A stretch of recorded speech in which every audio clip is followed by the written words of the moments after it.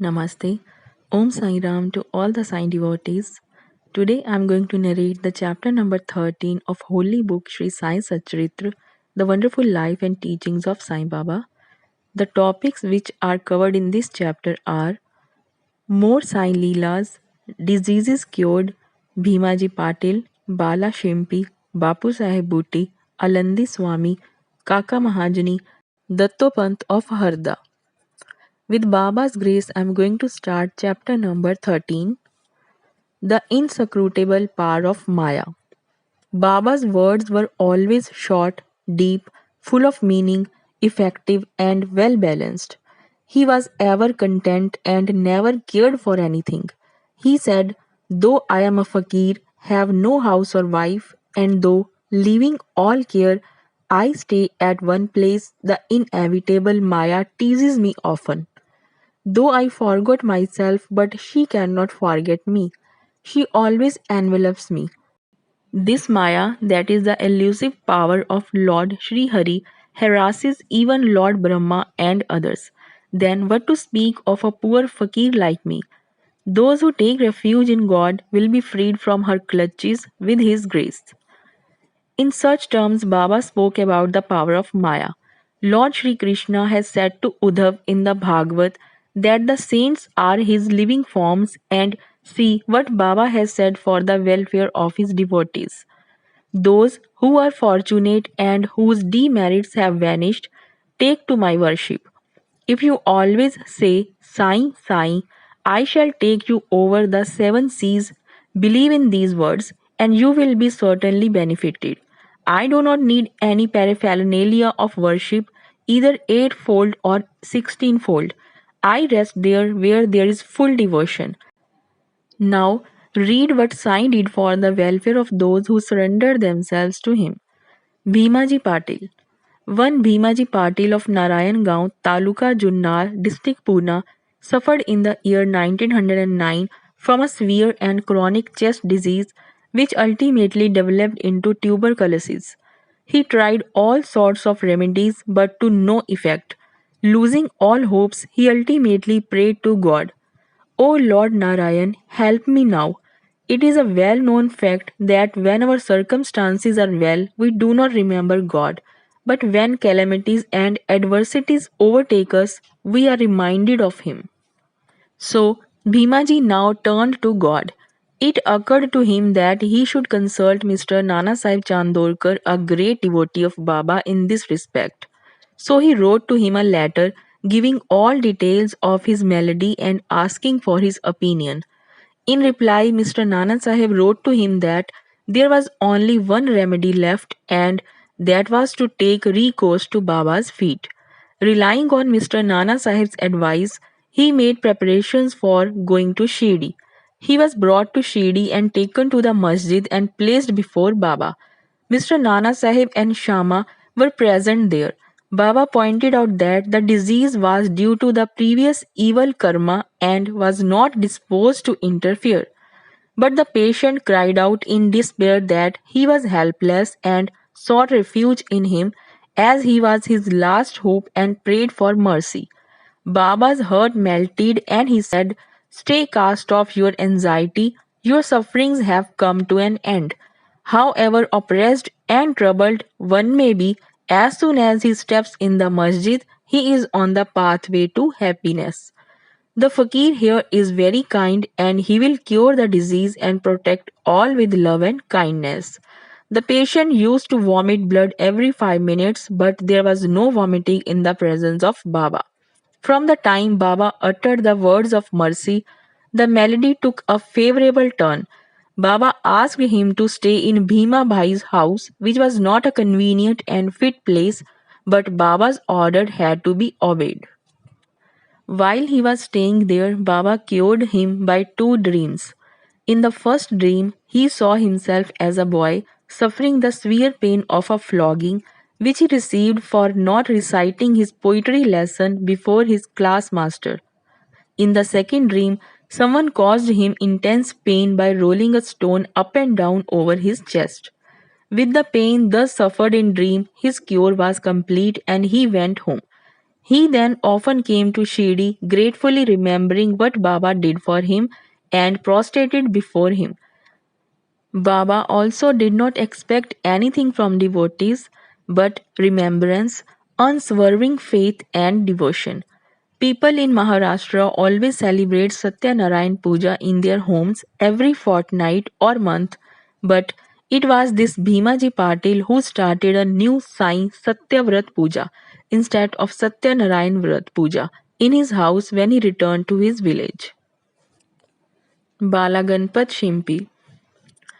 Another devotee of Baba by name Bala Ganpat Shimpi suffered much from a malignant type of malaria. He tried all sorts of medicines and decoctions but in vain. The fever did not abate a jot and so he ran to Shirdi and fell at Baba's feet. Baba gave him a strange recipe in this case as follows. Give a black dog some morsels of rice mixed with curd in front of the Lakshmi temple. Bala did not know how to execute this recipe, but no sooner he went home than he found rice and curd. After mixing them together, he brought the mixture near the Lakshmi temple where he found a black dog waving its tail. He placed the curd and rice before the dog. The dog ate it, and strange to say, Bala got rid of his malaria. Bapu Saheb Bhuti. Shriman Bapu Saheb Bhuti suffered once from dysentery and vomiting. His cupboard was full of patent drugs and medicines, but none of them had any effect. Bapu Saheb got very weak on account of purgings and vomitings and therefore was not able to go to the masjid for Baba's darshan. Baba then sent for him and made him sit before him and said, Now take care, you should not purge any more, and gestured with his index finger. The vomiting must also stop. Now look at the power of Baba's words. Both the maladies disappeared and Booty felt well. On another occasion, he had an attack of cholera and suffered from severe thirst. Dr. Pillai tried all sorts of remedies but could give him no relief. Then he went to Baba and consulted him as to what to drink that would allay his thirst and cure the disease. Baba prescribed an infusion of almonds, walnuts, pistachio boiled in sugared milk. This would be considered a cause for fatal aggravation of the disease by any other doctor or physician, but in implicit obedience to Baba's order, the infusion was administered and strange to say, the disease was cured. Alandi Swami. A Swami from Alandi with a desire for Baba's darshan came to Shirdi. He suffered from severe pain in his ear, which prevented him from getting sleep. He was operated for this, but it served no purpose. The pain was severe and he did not know what to do. While he was returning, he came to take Baba's leave when Shama requested Baba to do something for the pain in the Swami's ear. Baba comforted him, saying, Allah acha karega. God will do good. The Swami then returned to Pune and after a week sent a letter to Shirdi stating that the pain in his ear had subsided, though the swelling was there, and in order to get the swelling removed, he went to Mumbai for operation. But the surgeon, on examining the ear, said that no operation was necessary. Such was the wonderful and potent effect of Baba's words.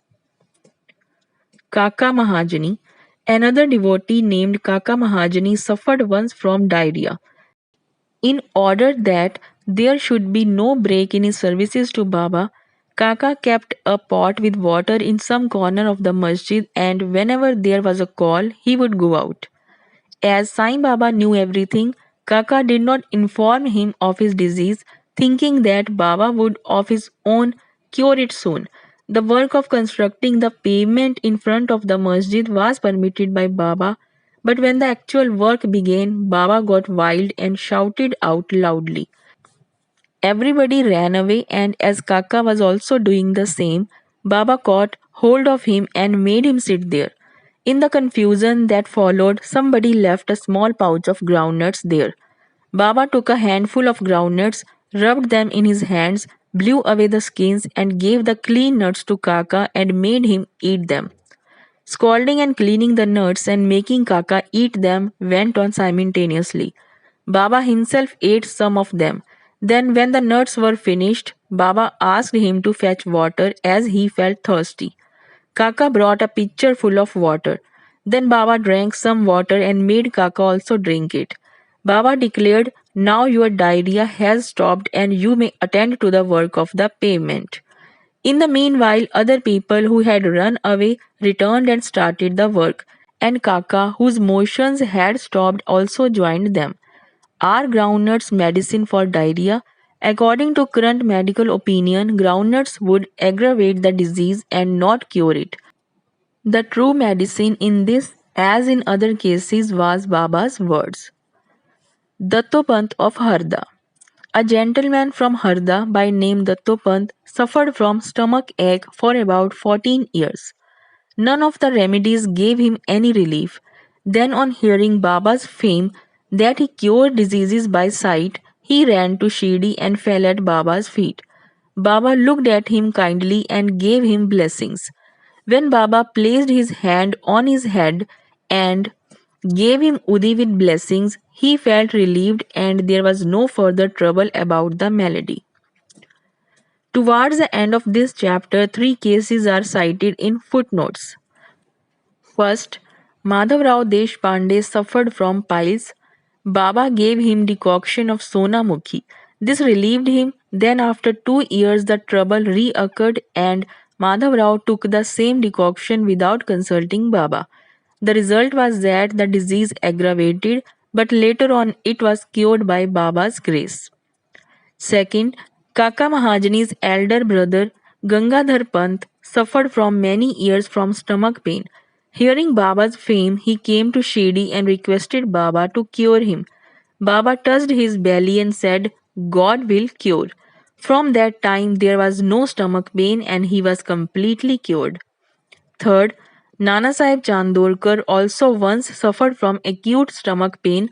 He was restless the whole day and night. Doctors administered injections which produced no effect. Then he approached Baba, who told him to eat barfi, a kind of sweetmeat, mixed with ghee. This recipe gave him complete relief.